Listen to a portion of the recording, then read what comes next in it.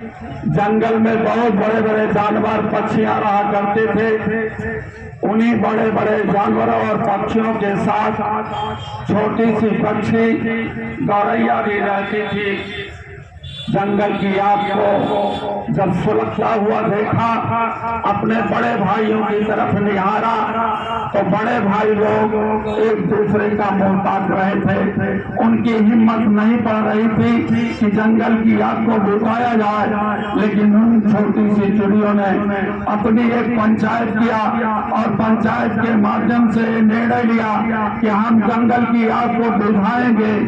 और जंगल की आग को बुझाने के लिए उसी जलते हुए जंगल से उड़ान भरी।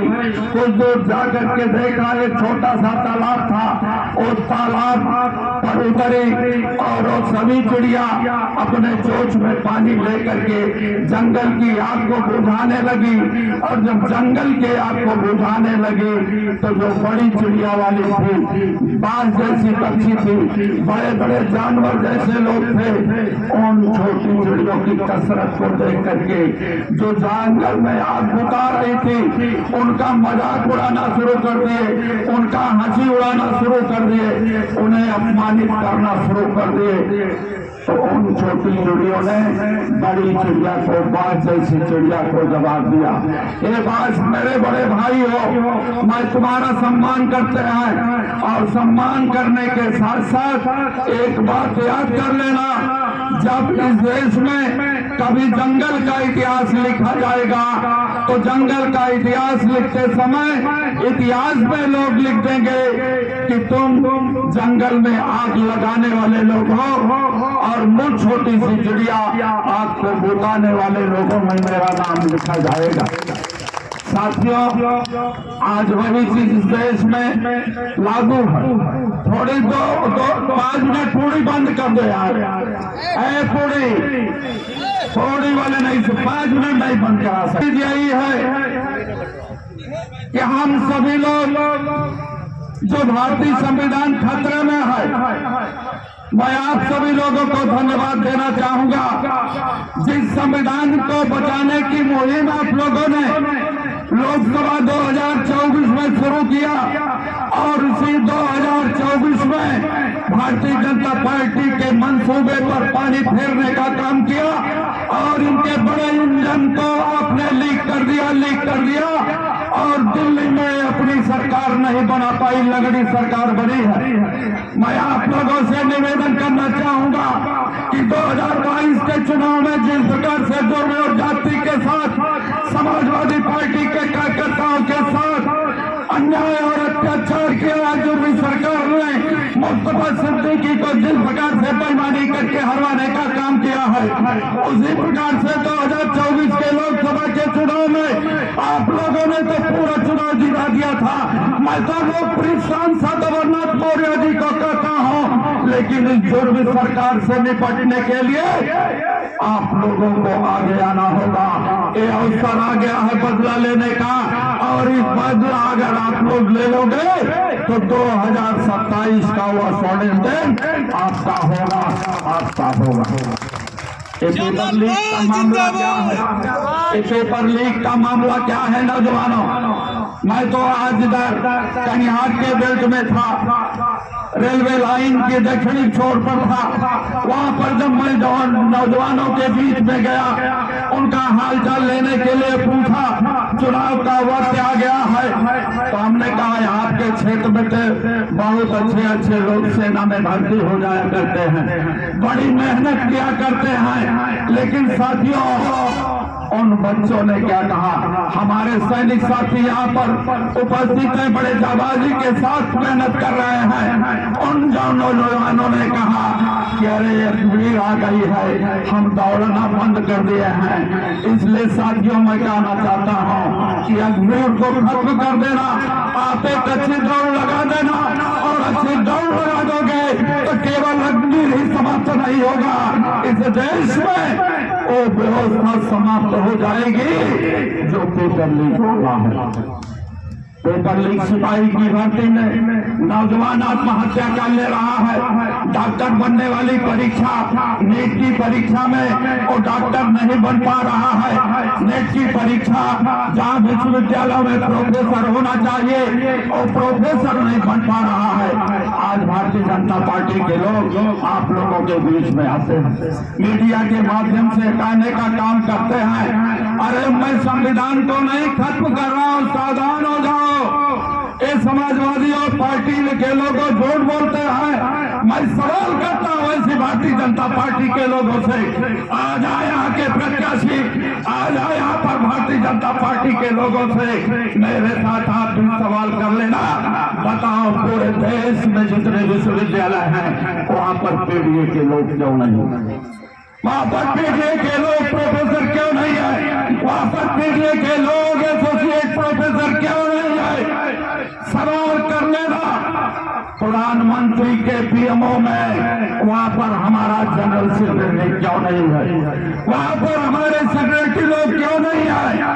सवाल कर लेना। विश्वविद्यालय में अभी महिला के नाम पर, महिला सशक्तिकरण करने वालों के नाम पर 9 विश्वविद्यालयों में जो वीसी बनाने का काम किया था, घंटा बजाने वाले योगी से सवाल कर लेना। बाधा के 14 प्रोफेसर बनाया बाधा विश्वविद्यालय में। आप बताओ कितने पीडीए को लोगों को बनाने का काम किया है? आपने वीसी को बनाने का काम किया, बताओ कितना आपने पीडीए को बनाने का काम किया? साथियों, ये सवाल आप लोगों को करना होगा और जब सवाल करोगे तो छोटी सी चिड़िया की तरह आपकी पहचान इतिहास में लिखी जाएगी। आज तो इतिहास रचने वाले लोग हो। आज जमीन जहाँ पर एक चुनाव हो रहा है वास्तव में समाजवादियों की जमीन रहा। यहाँ पर समाजवादियों का यह आंदोलन आजादी के बाद से ही प्रारंभ हो गया था। जहाँ एक तरफ पूंजीवादी व्यवस्था के लोग चुनाव लड़ा करते थे, वहीं पर झुग्गी झोपड़ियों में रहने वालों एक बड़ी आवाज, जिनको पता था कि आपकी रसोई में जो भरा है गगरी है, उसमें आटा दाल है कि नहीं है, उसमें तेल मसाला है कि नहीं है, डॉक्टर राम मनोहर लोहिया जैसे लोगों ने पहचानने का काम किया था। और आपने उसी पहचान को एक अच्छी मीटिंग पर ले जाने का भी काम किया। कुछ नफरती लोग हम लोगों के बीच में आते हैं, कुछ नफरती लोग हमारे बीच में रहते हैं, कई मुसलमान से कई यादों से अलग करने का काम करते हैं कि कुशवाहा समाज के लोगों क्यों यादों से दोस्ती करते हो, मौर्य समाज के लोगों, पारसी समाज के लोगों, प्रजापति लोहार पहाड़ के लोगों क्या दोस्ती करते हो यादों से। लेकिन धन्यवाद देना चाहूंगा, जिस तरह से 2024 के चुनाव में समाजवादी पार्टी के राष्ट्रीय अध्यक्ष श्री अखिलेश यादव का और पीडीए का एमओआई, पीडीए का एमओआई जो कहते थे कि यादव और मुसलमान की पार्टी है, और पीडीए की एमओआई ने मिल करके एमओआई को हरा दिया, मोदी और योगी को हरा दिया, मोदी और योगी को हरा दिया। आप जानते हो आपकी पहचान खराब हो रहा। कौन नहीं चाहता है कि मेरा बेटा भी कलेक्टर बने? कौन नहीं चाहता है कि मेरा बेटा एसपी न बने? कौन नहीं चाहता है कि मेरा बेटा और बेटी जज बने? इसलिए आज मुहिम जो भारतीय संविधान में लिखा गया है, साथियों, अगर भारतीय संविधान बचा रहेगा तो आपका सम्मान आगे बढ़ता रहेगा, आगे बढ़ता रहेगा। ये भारतीय जनता पार्टी के लोग सामने से तो बाबा साहब अम्बेडकर के गले में माला पहनाएंगे, डॉक्टर लोहिया को माला पहनाएंगे, तमाम ऐसे महापुरुषों को माला पहनाने का काम करेंगे, लेकिन पीछे से छुरा भोंकने वाले लोग हैं, छुरा भोंकने वाले लोग हैं। हमारे किसान भाइयों सवाल कर लेना, किसानों की दुगनी आय देने वाले इस प्रधानमंत्री से सवाल कर लेना कि प्रधानमंत्री बताओ, जब तूने किसानों की दुगनी आय की बात किया था, हम किसानों को दुगनी आय पर ले जाएंगे, तब तो किसान जब तुम्हारे उस विधेयक को काला कानून कहा, और काला कानून कहने के बाद जब दिल्ली की सड़कों पर और नौजवान लोगों, किसान लोग एक आंदोलन करना शुरू कर दिया, ससुर ने क्या किया? उन्हें भाला दिया। उन्हें क्या दिया? भाला दिया, और बड़े बड़े किले सड़कों पर गाड़ दिया, उसमें गड्ढे कर दिया। तो किसानों ने भी ये तय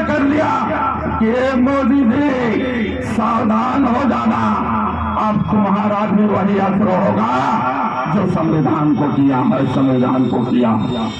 साथियों, आज भी संविधान, आपने संविधान जो वेंटिलेटर पर था, जो अंतिम सांसें ले रहा था, एक बड़ी आवाज आप लोगों ने दिया, एक बड़ी ताकत बनी और बड़ी ताकत की मुहिम इतनी तेज हो गई कि बेईमान और निकम्मी सरकार मिल्कीपुर में क्यों नहीं चुनाव करा रही।